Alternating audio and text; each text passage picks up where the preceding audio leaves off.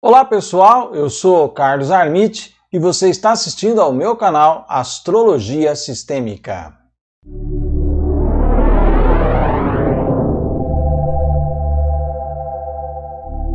O pessoal está preocupado aí com a irritação na minha pele? Gente, eu sou intolerante à lactose. E mesmo que não fosse, ia passar a ficar por conta das cenas aí nojentas do copo de leite. E, lógico, sendo intolerante à lactose, só que tem outro lado, eu sou chocolatra, né? Então eu gosto muito de comer um chocolatinho, tá frio, a gente tá preso dentro de casa, as emoções assim, não tem como não comer um chocolate, fica difícil, né, gente? E então aí você come chocolatinho e sai aqui essas irritações de pele aí que são da minha intolerância à lactose, tá? E nem me vem falar desses negócios de chocolate com lecitina de soja e sem lactose. Não, gente, não rola essas coisas não. Tem que ser chocolate, chocolate mesmo. De verdade, tá? Mas vamos conversar sobre o assunto que eu quero tratar aqui, que é, mais uma vez, né, sobre o planeta Netuno e o signo de Peixes, mas eu quero ir para um lado um pouco diferente do que eu tenho conversado com vocês até então. Eu tenho falado sobre Netuno e sobre Peixes na perspectiva da ilusão, na perspectiva dessa coisa muitas vezes do negacionismo, de não querer enfrentar a realidade, da questão do trauma da criança ferida. Eu sempre tenho ido por essa linha referente a Netuno. E hoje, aqui, pelo lado da astrologia mundial, nós vamos falar um pouquinho sobre Netuno, o que ele representa nesse sentido. A astrologia mundial, para quem não sabe, é a astrologia usada para as questões do mundo, as questões das nações, dos países. Então, quando a gente vai analisar, por exemplo, um mapa de um país, a gente vai analisar pela questão pela visão da astrologia mundial. E aí você tem determinados significados próprios para a questão do país em si, tá? Como é que a gente vê Netuno e Peixes, que é o signo que ele rege, por essa questão da visão da astrologia mundial? Bom, abre-se a questão da visão social idealista, né?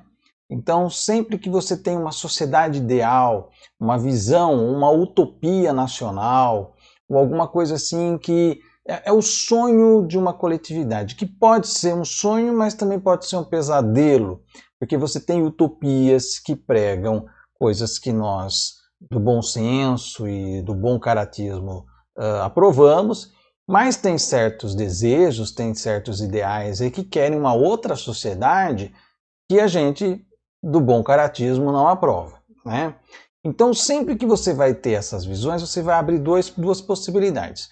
Uma das possibilidades é você ter a sociedade que vai ser humanista, vai se pautar pelos valores da fraternidade, vai ser humanista, vai estar preocupada em ser inclusiva, né? É uma sociedade que se preocupa muito com a questão do social, né? E com as pessoas que são marginalizadas, com as pessoas que são incluídas, né? Então, a utopia que se coloca aí é uma utopia de um governo que tenha uma visão social, que tenha uma preocupação justamente com as camadas mais desfavorecidas. Então, esse é um dos lados.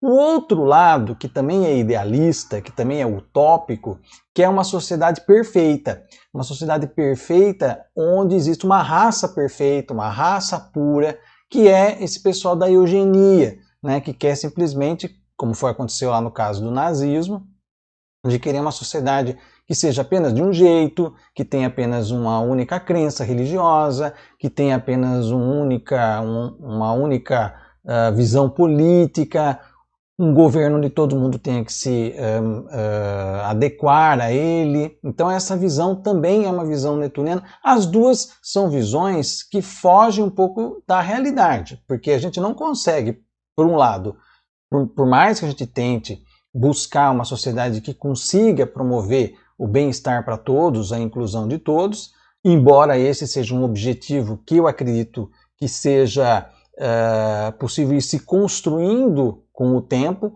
Talvez a gente nunca chegue nesse objetivo final, mas existe um caminho de construção até ele. E o outro lado que vê a sociedade como algo idealizado, algo perfeito, algo realmente que foge totalmente à realidade, porque você tem que apagar da realidade coisas que essa visão de sociedade não aceita que permaneça existindo. Né? Então nós tivemos lá a questão do nazismo, que foi o exemplo mais específico disso. Então o Netuno traz essa questão, né, dessa visão da sociedade perfeita, da sociedade idealística.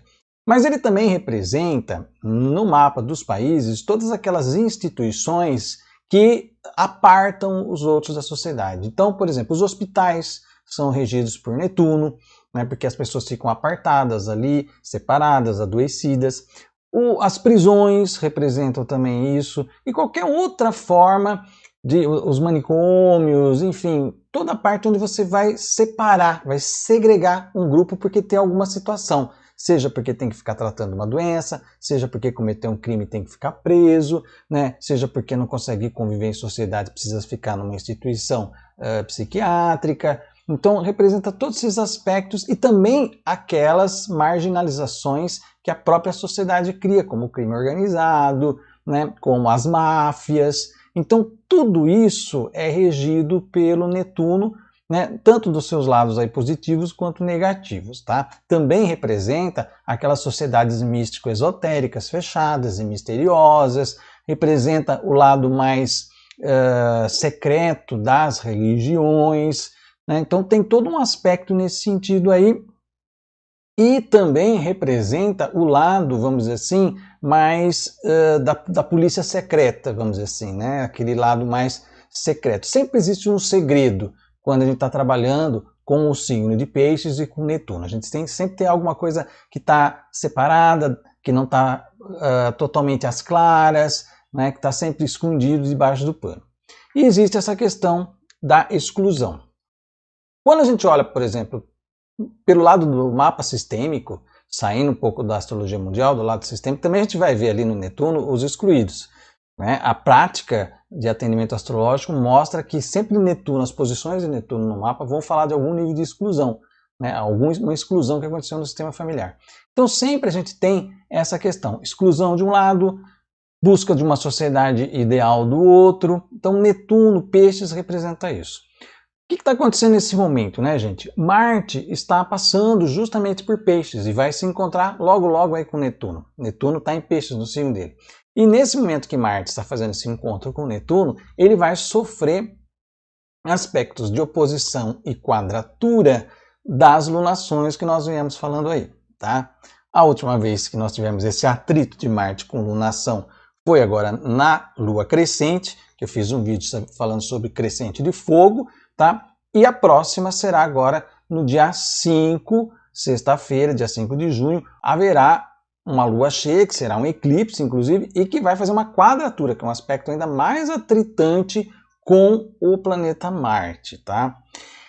O que nós vimos aí, né? Marte representa as forças de combate, a energia de briga, de raiva, representa as forças militares e policiais. Netuno representa a questão dos excluídos, representa a questão dos marginalizados, representa também aquela coisa do ideal de sociedade. Então veja como essas coisas se mesclam, explicam desde aquela patética demonstração feita pela Sarah Winter e os seus 30 lá, né, que não chegava nem a 30 em Brasília, simulando alguma coisa, uma coisa meio canhestra lá, querendo indicar algo parecido com a Ku Klux Klan, né? Então aí você tem, né, a questão de Marte, do ódio, da agressividade, e a questão da visão supremacista, da visão idealista, eugênica de uma sociedade, né? Então você tem essa composição, e ao mesmo tempo os protestos que nós vimos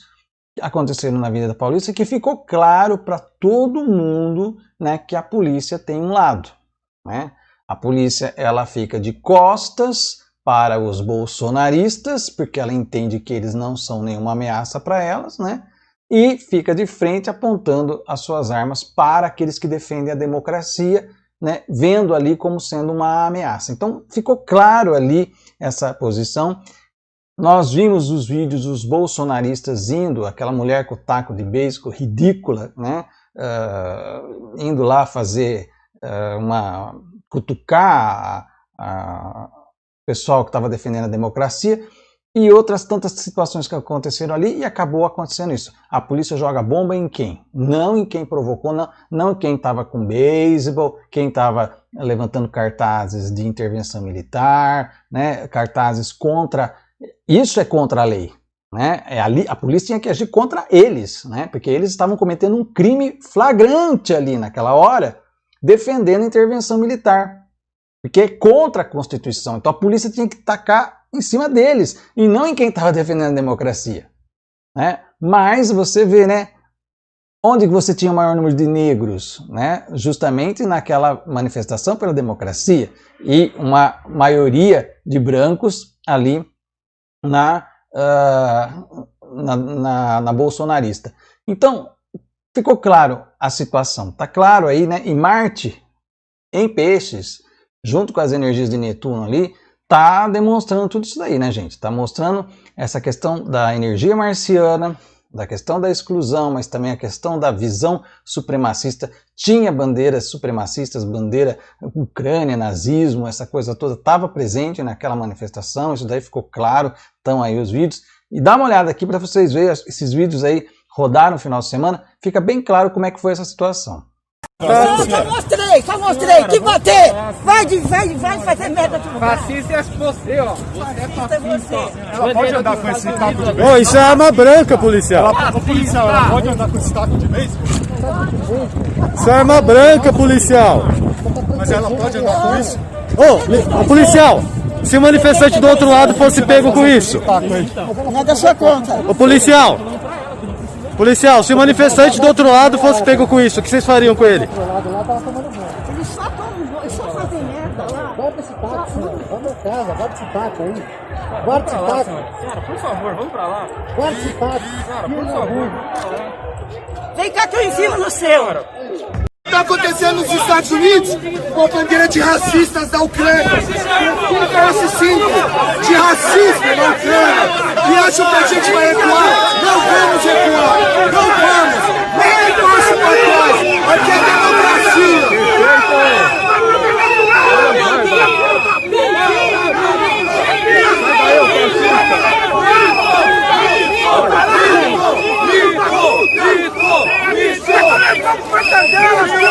Acabou a mortandela! Olha isso. Acabou!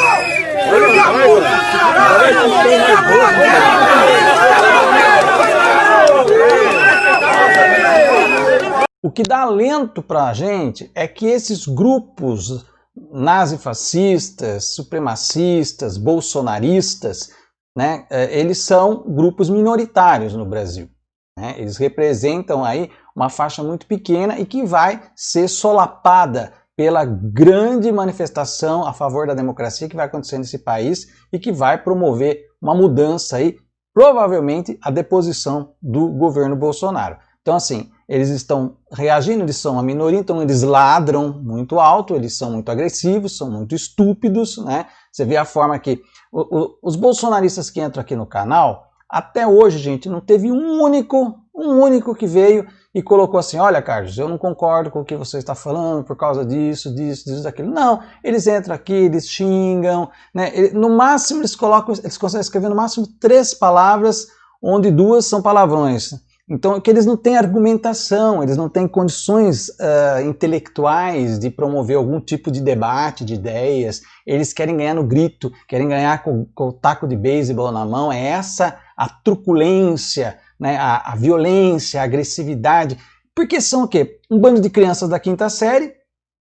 Quem é professor sabe como é que é, né? Criançada de 5ª série, eles ficam se xingando, ficam se chutando. E não adianta você querer lá apaziguar e colocar um pouco de racionalidade, da infantilidade, né? Professor, ele pegou meu estojo, ele deu tapa na minha cabeça, né? E você fica perdendo tempo com criança de 5ª série com essas celeumas infantis que são próprias da idade. Os bolsonaristas são a turminha do fundão de 5ª série, que não tem capacidade argumentativa nenhuma, que eles vêm com truculência, que eles vêm com... provavelmente pessoas que não conseguem ler um livro ou tirar algum proveito de alguma coisa teórica para poder usar na sua vida. Então, assim, ainda bem que eles são a minoria.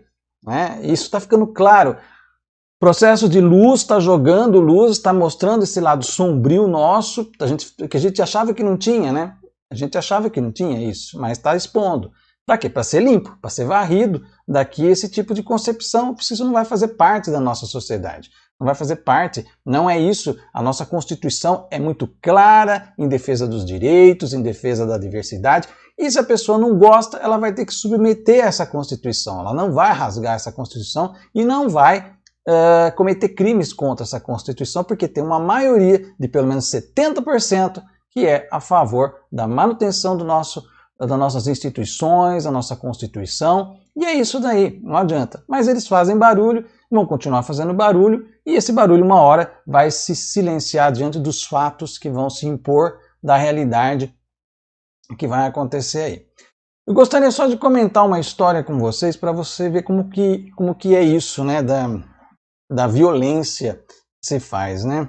Certa vez, um aluno chegou para mim, e era um aluno da turminha do fundão, desses que dão muito trabalho, você tem que ficar chamando a mãe na escola, aquelas coisas que quem é professor sabe muito bem essa situação, né? Mas como eu sempre fui um professor que sempre busquei me dar bem ali com a turma do fundão, tentar manter uma relação saudável, né? Tentar trazer eles para mim, para o meu lado, e não como meus inimigos. Aí um deles um dia chegou para mim e veio contar que ele tinha levado um enquadro da polícia, ele com um amigo dele, né? Tinha levado um enquadro da polícia, né? E ele falou assim, então, a polícia não bateu em mim, mas bateu no meu amigo. Eu falei, por quê? Vocês estavam fazendo alguma coisa? Não falou o que estava fazendo, mas eu já imaginava o que podia ser, né? Mas aí ele falou assim, ela bateu no meu amigo porque o meu amigo era negro, né?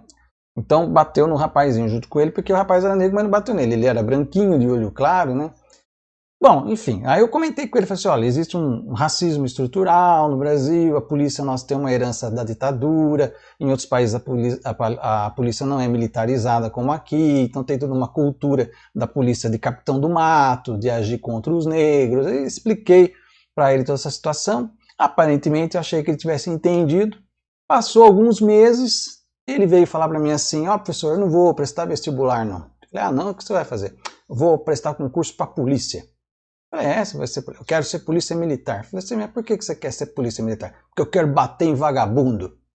Eu olhei para aquilo e falei, nossa, todo discurso, né, toda a construção que a gente faz, mas daí você vai buscar família, você vê lá, né, religião, né, família extremamente presa à religião dogmática, a religião dessa que, em vez de segurar a Bíblia, usa a mão para fazer arminha, né, e enfim, é um contexto difícil. Então, o trabalho é da educação, né? Não tem outro jeito. Por mais que a gente tente, mas a gente tem que continuar. É o trabalho duro do professor, né, de ficar batendo em pedra, né, até que a coisa se molde de alguma forma, né? Então é isso, gente. Para vocês verem como é que nós temos essa história no país e que vem desde a chaga da escravidão, que ainda não foi resolvido.